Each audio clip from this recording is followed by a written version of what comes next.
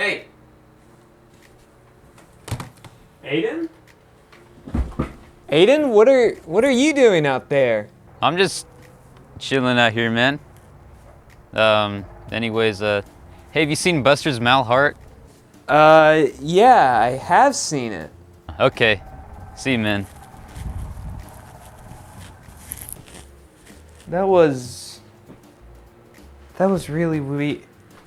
How did you get in my room? Want to film a video?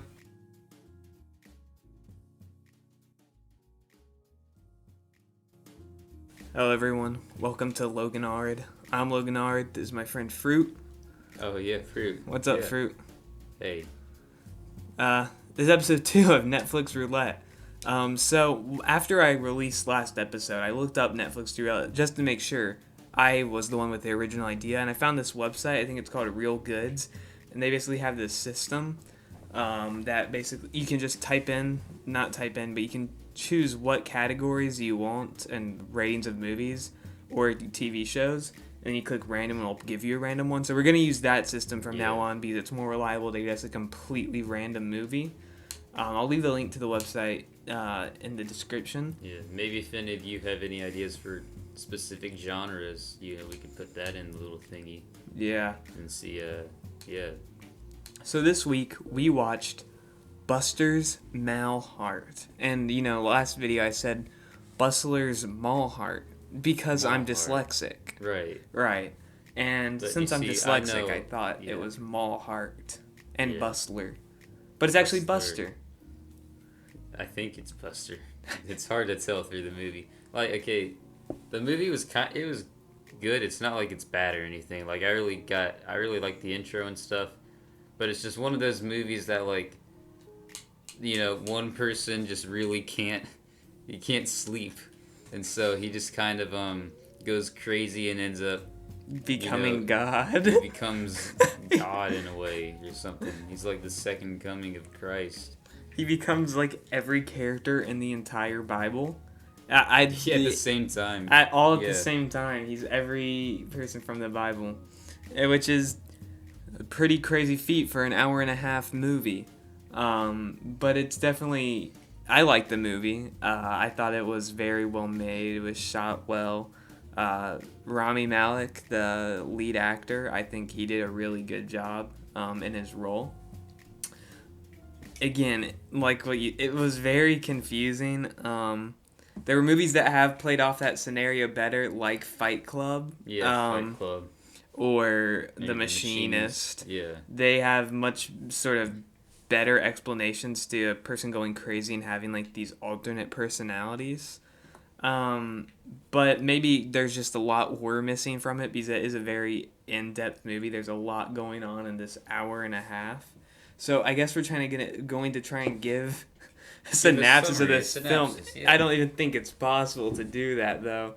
How do you explain this movie to someone? Like someone's like, "Hey man, have you seen Buster's Malheart? What's it about?" What do you tell them? What's it about? What's Buster's Malheart about? We saw the movie and we don't know what the movie is about, but it's good. It is pretty good. It's good, but we don't know what it's about. One reason it's hard to explain is because it changes like the time like every 5 minutes. So it's like past Buster versus like present Buster, and it just keeps flipping through that. Like even though when like something crucial happened in past Buster's life, but he's still like It has multiple timelines going on at the same time. Yeah, it's got a lot of timelines, so you can't really pick out like where does it start. Like unlike Pulp Fiction, where that pretty much starts at the Bonnie situation or no. It starts like with Jules and yeah. Vincent just riding in the whip. Yeah, that's how that starts. But so Buster's Malheart is about this man named Jonah, who works at a hotel. It's sort of just kind of like this all around. Like a janitorial guy. He's a janitorial guy, and he like sort of runs the place. He's like he's a one man operator of this hotel, for his shift at least. And then he gets moved to night shifts where he can't sleep or whatever. Things start going awry. One night, this dude comes in who's like, "Hey man, can I get a room?" Yeah. And Jonah is like, "Do you have some ID on you, sir?" And he's like, I don't mess with no ID. Yeah, because that's It's a part of the system, and the guy, he doesn't support the system. I guess the movie's main point is to escape the system. Yeah, so it's kind of the movie took place during like the 19. I think it's 1999 because they do say it gets to 2000. They're talking about Y2K, like the dude who came into the hotel and asked for a room, he doesn't believe in identity, is telling Jonah all about Y2K stuff. Like how all the computers in the world are going to crash and like set off nuclear bombs and world dimensions are going to collide in with each other. Yeah, because all the computers can't make it to the next century. And so Jonah's like, freak off, man, get out of here. And he's like, can I buy you a drink, man? And Jonah's like, the bar is closed. And then the man's like, open the bar. And he's like, okay. And then he opens the bar. And they start talking about more Y2K stuff. But now that I'm thinking about it, maybe the whole movie is like if Y2K was like a real thing. Maybe. Like when dimensions split together, maybe Jonah actually did become multiple people. Yeah. Okay, so wait, let's get a little just a little background of who Jonah is. So Jonah, he's married, he's got a wife and a little girl. And he starts out, he's a do-gooder, like he didn't drink, he didn't want to give the guy a hotel room when he didn't have an ID. So he was living by part the of the system. He was living by the system. And so later on we'll see that he changes, but there's a difference between, Jonah and Buster. It's sort of like a Breaking Bad Walter White sort of situation, how Walter White's just good family man, while Heisenberg is out of the system. Yeah, he's the one. Yeah, he's the one that's he's the danger. He's the danger. Or like in Fight Club, how narrator is just part of the system, living his everyday life, and then Tyler Durden comes and's like, break out of the system, man. Out of the system. Buster is a crazy fellow. So Buster is Jonah. Because for some reason he becomes like this notorious mountain man. Yeah, he becomes like one of the most wanted people in the state of Montana for some reason. But like by just calling into like talk shows. He like calls into talk shows and talks about his conspiracy theories of Y2K. So this dude who came in, who you never learn his name. Because he doesn't want to give his name out. He's the exterminator. He's there to fix bugs. He just is chilling, and I'm honestly just so lost thinking about this movie, man. I'm gonna have to cut so much of this. I'm so lost thinking about this movie. This dude, he never learned his name. He's chilling with Jonah, and I guess makes him Buster, because spoiler alert. Time. If you want to see the movie, click off and watch it, then come back or watch it afterwards. It's a good movie. But anyway, spoiler time. This dude who is not a part of the system is telling Jonah the whole time that he's like the last person. He's the last free man. He's the last free man, and that he's the prophet of Y2K. Yeah. Like he's basically the second coming of Christ. He's the only one that's awake to what's beyond the system or something like that. And so then him and Buster, for some reason, him and Jonah, they decide to do this little scheme. Put up Rick Dalton.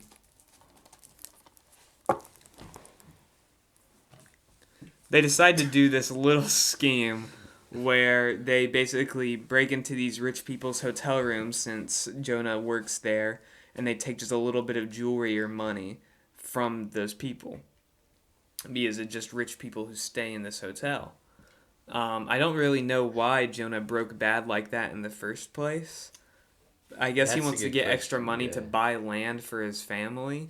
That's sort of like what he really wanted to do. And his wife was like, let's get an apartment, sweetie.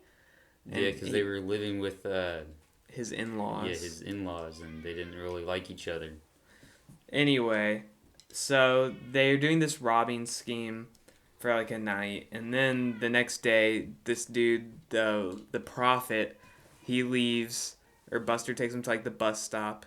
Then that next night, he comes He back. comes back. And at the same time, Jonah Buster's family is staying in this hotel. And so the prophet is like, Jonah, sir, you have to help me because the people they're after me because I know too much information. I know too much. Yeah, That the CIA, they want to kill they me. put out hits on me and stuff. So Jonah's like, okay, I'll give you this room right next to my family's room. And then the prophet's like, thank you, Jonah, sir. And he goes away. Then Jonah walks into his room and he finds his wife and daughter dead. They're lying there in a pool of blood. So obviously the kind of like the consensus that's made is that the stranger, the prophet guy, that he killed him. He killed Buster's family. Yeah, there's a whole investigation that got called in. The police were in and the detectives were in, and they talked to Jonah, and Jonah was telling them it was probably the prophet guy, and he was like crying and stuff. It was the prophet guy, and so he kept trying to, but it was hard for the detectives to kind of figure out who he was because Jonah said that he didn't have an ID, he didn't have a name, and that he was forgetting what he looked like, and so that was just we'll explain it more, but Anyway, so it goes to like their funeral, his wife and daughter's funeral, and everyone's super sad. And the detective comes up and he's like, "So what time did you say that homeless guy came into the hotel?" And it was like about at midnight. About midnight, that's what Jonah says. And then the officer detective is like, "Well, we checked all the security cameras, and no one came in after midnight at all. It was just you." So then you realize that this prophet, this homeless man, he was never real. It was all part of Jonah's mind, which is why I say it's similar to Fight Club and The Machinist in the sense that it's sort of like alternate personalities due to sleep deprivation. Very similar to Fight Club too, because it's like narrator was part of the system, Jonah was part of the system, and then they get these alternate personalities to take them out of the system and make them have this sort of realization. Yeah. In Fight Club, he starts a global terrorist ring.